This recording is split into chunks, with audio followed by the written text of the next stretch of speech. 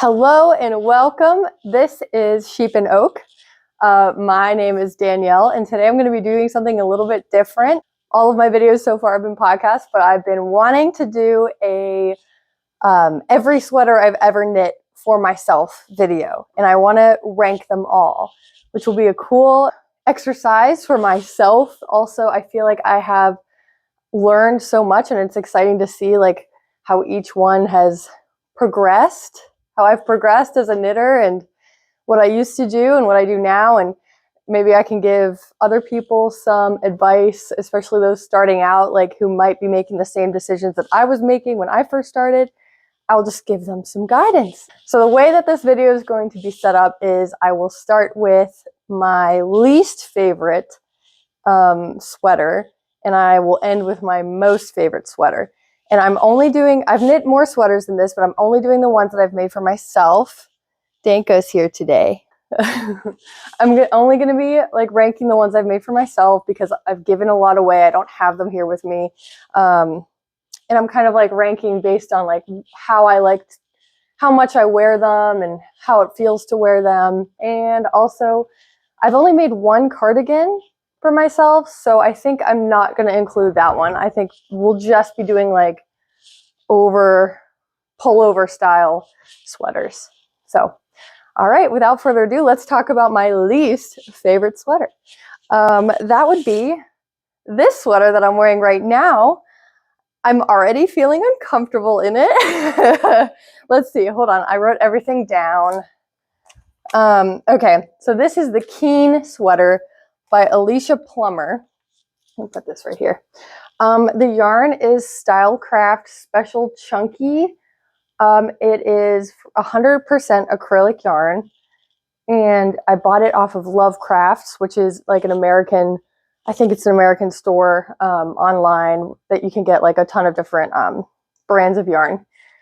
So when I first started knitting, I really went crazy on Love Crafts. Like I pretty much had a tab open for Love Crafts like every day so that I could see like what sales were happening. I soon realized that like, yeah, they do actually have some good yarn, but the ones that were on sale and the ones I was purchasing, I ended up not really liking that much. Not 100% of the yarns I bought on there, but the majority of them I wasn't totally happy with, and we will discuss why. So this one, yeah, like I said, 100% acrylic. Okay, first let me do a little spin.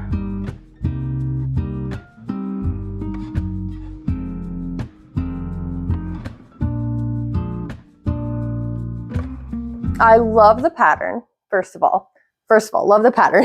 It was fun to knit, easy. I actually had a plan to knit this for someone else, but by the time I kind of like I was knitting it, I realized that the yarn wasn't great, so I didn't want to gift it to somebody else. I wanted to make them something better, which I did end up making them something better. I just kept this one for myself, but I have learned that I don't like wearing acrylic. It was cheap, super cheap. It was good to get started learning on, but the cons are that I feel sweaty in it. Like right now, I feel sweaty. It's just this, it's just like you're just wearing plastic, you know, so it doesn't feel great for me. I don't much mind like knitting with it. It's not great, but like knitting with it is okay. But wearing it is really uncomfortable for me. I wore this all day at work one time, and by the end of the day, I was like, get this off of me. I can't stand it. So I will not be choosing to knit with 100% acrylic, at least not something that would be like a sweater. That's why I don't like this sweater. This is the first time I've put it on in probably like a year and a half. I just put this away and I forget about it. I might actually end up like donating this or something because I don't like to wear it. I think it looks great. I love the color, love the pattern. I would knit this pattern again in another yarn. So that's that. That's Keen. All right, let's get going on to the next one. Hello. Okay, I forgot to say that I'm not going to be really going into detail about like the way that I knit it or the needle sizes or I don't know, any kind of modifications I made. I'm not going to go into many details. I will link in the description all of my Ravelry project pages so that if you are curious about anything, about the yarn I used, about the needle sizes, you can check out the Ravelry project pages. So yes, okay. Now we're on to number 7. This is my 7th favorite sweater I've made for myself. This is the Erin Gallant sweater by Kadri. It is knit in Rico Design Essentials Mega Merino Chunky. It is a bulky weight, and the yarn is 55% merino and 45% acrylic. I think that the merino being more than the acrylic really helped out this this yarn. It's very pilly. It's nice though. I don't mind it. I can wear this like for a whole day and not feel icky. Yeah, I actually don't mind the yarn at all, but it is pilly and kind of fuzzy.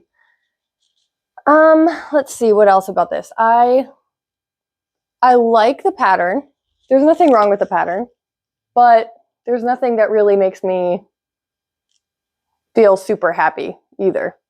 Doesn't exactly spark more joy than the other sweaters I'm going to talk about.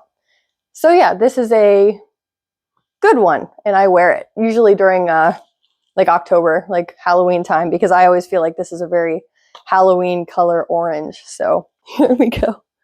This is what it looks like. It's got rolled cuffs. I actually, I don't think in the pattern, I know I said I wasn't going to go into details, but I did I-cord edges on this because I don't think the pattern did, and I didn't like the way that it was looking, so I put I-cords on all the edges. Anyway, yeah.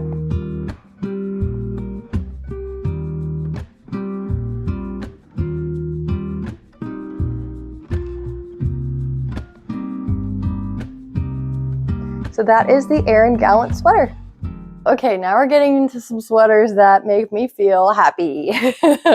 This is my Lempy sweater. This is my first sweater I ever made, and I must say, I did a good job. I learned so much knitting this sweater. It was knit in the round from bottom up, and then once I got to the sleeves, I couldn't for the life of me figure out how to attach the sleeves and start knitting all of it together. It took my mom and I a little while to figure out like what the pattern was trying to say. So it is a very like basic beginner sweater, but also the joining of the arms to the body was a little bit, yeah, a little bit weird. But anyway, so this one is knit in, did I say? It's the Lempy sweater by Novita Knits? Yes. And it's knit in the Hayfield Super Chunky with wool, which is a super bulky yarn. It's 80% acrylic and 20% wool. So my realization about like acrylic, I think the problem with, hold on. So the problem with like this being 100% acrylic, and me just really not liking it, I think it could have been saved if there was like a 20% wool, if there was a wool addition added into that, if it was like 20% wool, 80% acrylic, because I actually don't really mind those yarns. Like I know Lion Brand, Woolies has I think it's a similar to this. It's like 80% acrylic, 20% wool. I think the wool makes acrylic feel much better. So this, I love to wear this. This is my, as soon as it gets cold outside, I pull this out of the closet and get really cozy and drink hot chocolate sweater. So I don't wear this outside. This is definitely like, first of all, actually, it's on the other side. This is kind of a reversible. It's same back and front, but there's like a little nail polish stain on it, and it's pilling, and I just don't care. Actually, I'm going to put in a picture of what it used to look when I first knitted it, because it stretched so much. Like these sleeves were like up here. It's changed a lot since I first knitted it, but that is okay. It is my big comfy sweater, and I love it.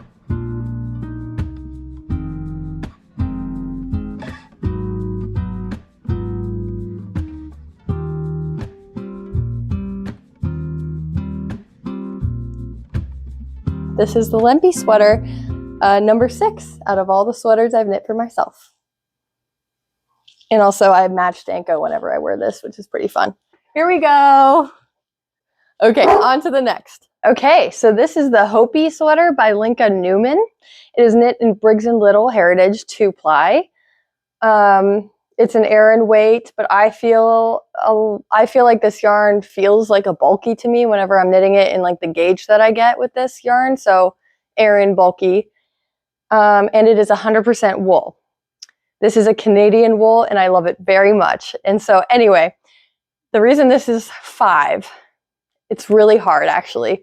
Numbers 4 and 5, I had a very hard time choosing.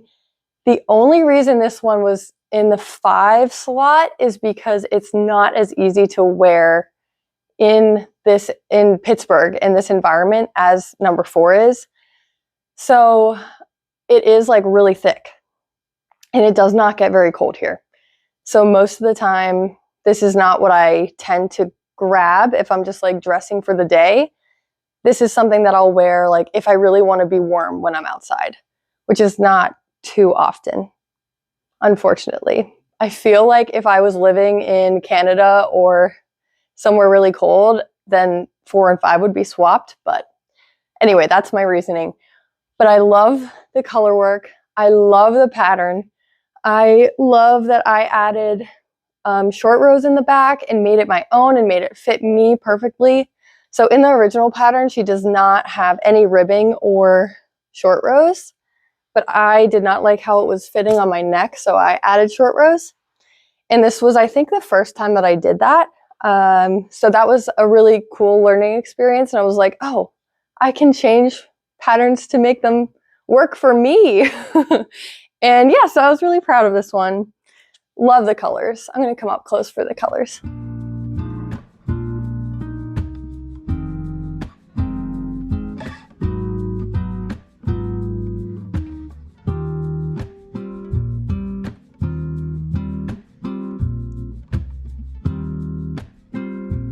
Another reason why this one's not super high up on the list is because it is 100% wool and it is a little bit prickly. And so another reason why it has to be really cold out to wear this is because I need to wear a second layer underneath, like a long sleeve, mostly because I do have eczema. So like here and on my back, like it'll especially start to not feel so good. So this is not a sweater that I can super easily wear. I definitely wear it a lot though.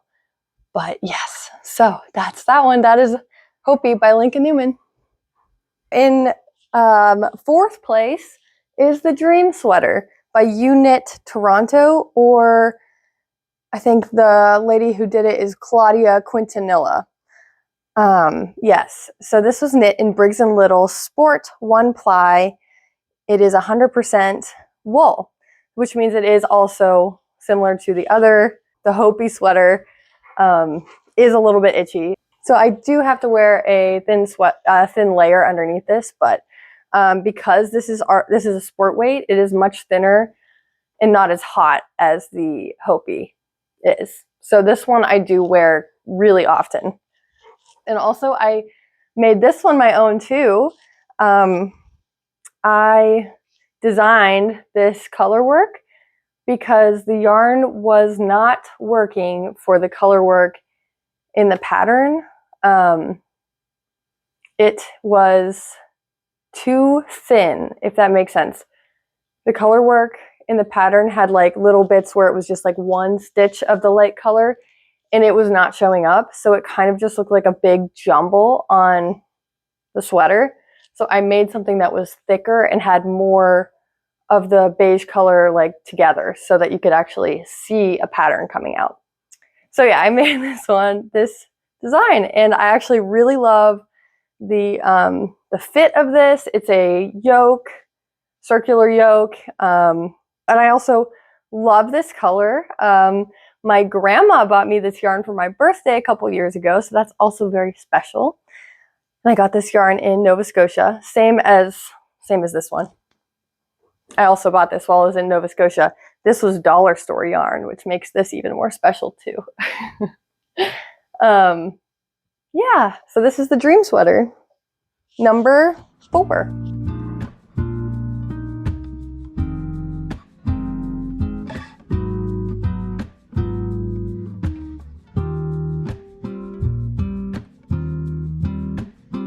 Okay, moving on to number 3. We're at number 3, and let me tell you, these top 3 were really almost impossible to pick between. So yeah, I can't even explain really why I picked one over the other. I just basically because I had to. So this one is Koi Vua by Caitlin Hunter. I love this sweater. This is Madeline Tosh DK. It's 100% superwash merino, and it's hand dyed, which is just lovely. It's the only hand dyed yarn. It's the only hand dyed yarn that I've ever made into a sweater. I think I've done some socks, but yeah, this yarn is beautiful, just gorgeous, and it took me probably like 2 hours in the yarn store to pick out the colors that I wanted. And I'm glad I did that because I think it turned out really, really well. I also love this sweater because I made this little motif here at the bottom because I didn't love, oh, I know, you want pets, I know. So because it's superwash merino, this is extremely easy to wear. There's no itching whatsoever. I also think it's super easy to wear because it just goes with everything. Like something about this kind of like big loose sweater, but it's like not too long, means that I can wear like pants, skirts. Well, that's basically pants and skirts with it, but it always looks good. Like all of my skirts and pants, it looks good with them. So it's super easy to wear. I probably wear this like once a week. It's great. And I think, okay, to try to explain why I chose this one to be 3 instead of 2 is because it's superwash.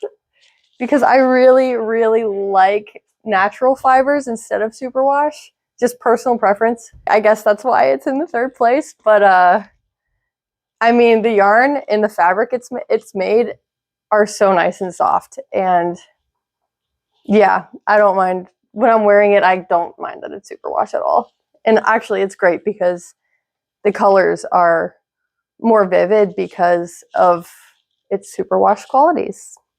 Yeah, so here we go. Here's Koi Vua.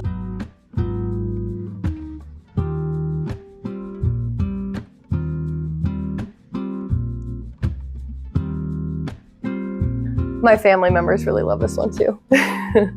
Hey, Mom and Jane. The yarn is holding up amazingly, actually. There's some pills, but barely any. You can't really see them. I'm just really proud of this one. This is a good one. This is actually my first colorwork sweater, so I did a good job. Koi Vua, number 3. Here we go, number 2. This is the Snow Crocus by Midori Hirose. It is knit in Delana, 100% Lana Merina Autochtona. I think it might be one of my top favorite wool, like yarns to knit with, so that is a big factor in why it ranks so high, just the yarn. I love the color. It's so rustic and it's so soft. It's like not superwash. It's 100% wool, but it's merino wool, which makes it totally wearable. I just throw it on, nothing underneath, like next to skin soft. It's incredible. And also I think it works really well with all of my pants and skirts too, because of the length here. It's like a little bit cropped. Yeah, this this was my 2nd sweater that I ever made, actually. And it kind of propelled me into a new world of knitting. Instead of just like stockinette or garter or what have you, like easy, straightforward kind of patterns, I was desperate to make this sweater because this was actually the yarn that was used in the photo of this sweater on Ravelry. And I saw that photo and I'm like, that yarn, that sweater, That's what I want. I don't care how expensive the yarn is. That's eventually I'm going to afford it. Turns out it wasn't even that expensive. I probably only spent like $60. And I know I'm small, so I was doing, I didn't need that much yarn, but it was probably like $60 if I remember correctly, which is pretty good for a sweater actually. Anyway, yeah, so I absolutely adore this sweater. It makes me so happy. I think it looks incredible. It is very cozy. The cables are stunning. The pattern was so much fun to make, especially as my second sweater. It was like mind-blowing the way that Midori Hirose is a genius. The way that she does like the increases to make this a one piece, like no seaming sweater is crazy. Like it was, watching it come to life on the needles was just absolutely amazing. Highly recommend anything by Midori Hirose. I haven't knit nearly as much as I want to knit that, like from what she has designed. So yes, designer, pattern, yarn, the look, the wearability, everything is so perfect for this yarn, this sweater. So this is number 2.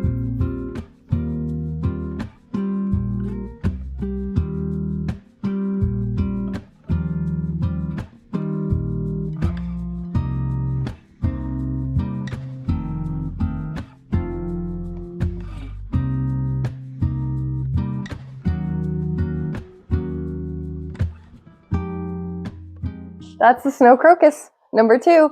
Ta-da! This is number 1. This is Nakraga by Alice Starmore. This is my most recent finished sweater for myself, which is probably why it's number 1. Also because I wore it to my engagement photo shoot, which I'll put up like a picture here. But if you want to see, I think in my next podcast, I'm going to do like a reel of like a bunch of photos that I really like of this. But for right now, here's one photo that's really cute. So this was a labor of love. I desperately wanted to knit this for my engagement photo shoot, and I ended up finishing it the morning of.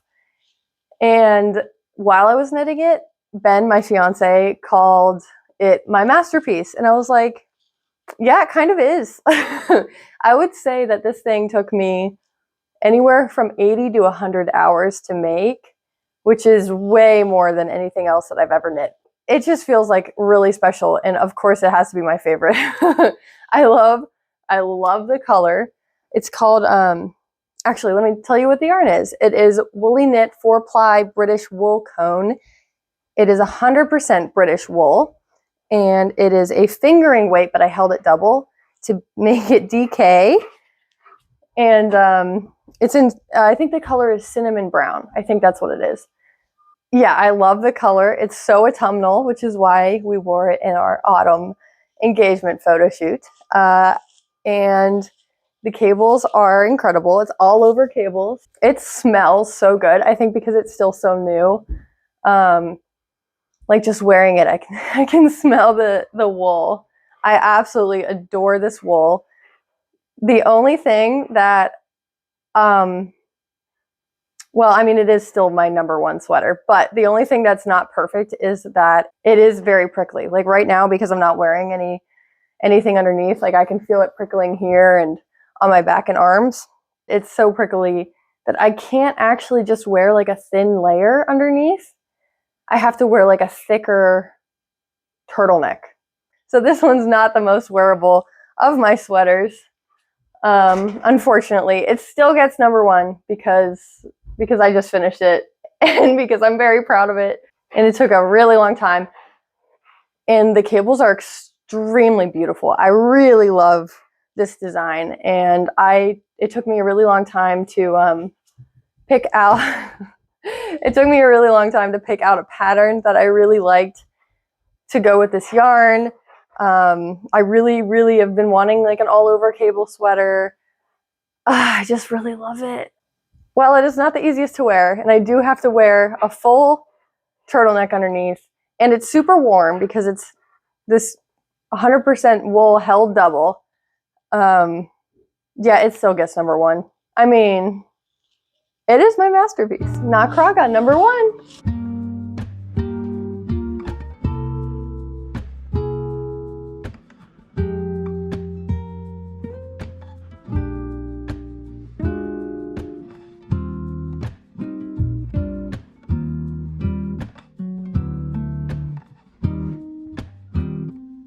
So what have I learned from doing this? That I will not be choosing to knit with acrylic. But if I do knit with acrylic, there's got to be at least some wool in it. I don't favor superwash yarns. I definitely prefer 100% wool, natural wool. Yeah, let's see, what else? I like cables a lot. I also really like color work. My top 5 sweaters were either cable or color work. That shows that I really like those. But also, I haven't knit like just a stockinette sweater in a yarn that I really like. So I think that's what I gotta do next. I think I have to find a easy stockinette pattern and knit it in a yarn that I really love. And then we'll see like how I feel. I feel like I need one of those kinds of sweaters because I don't have any stockinette sweaters that I can just wear easily. Kind of like those staple sweaters. Yeah, see, that's what I've learned from this video. That's what I want to do. I am fine with sweaters that are prickly. I have a few pieces of clothing that I regularly wear as like undershirts for them, and that's okay. But the ones that the best sweaters are the ones that I don't have to worry about that and can just throw it on and run out the door, which are these ones. Merino, 100% merino, 100% merino superwash. So these two, numbers 2 and 3, the easiest to wear. This one's just really impressive. And also I just finished it. And also I wore it at my engagement photo shoot. So I love it very much. Basically, I really love knitting, and you should too. So these are my sweaters that I've made for myself in the past. I've been knitting for almost 4 years now. I think I need to make more for myself. That's only like 2 a year. Thank you so much for stopping by and reminiscing on my sweaters with me. I love my sweaters. I hope you had fun. Maybe something helped you out. But anyway, thanks everyone for being here. I love you all, and I hope you have a fantastic rest of your day. Goodbye.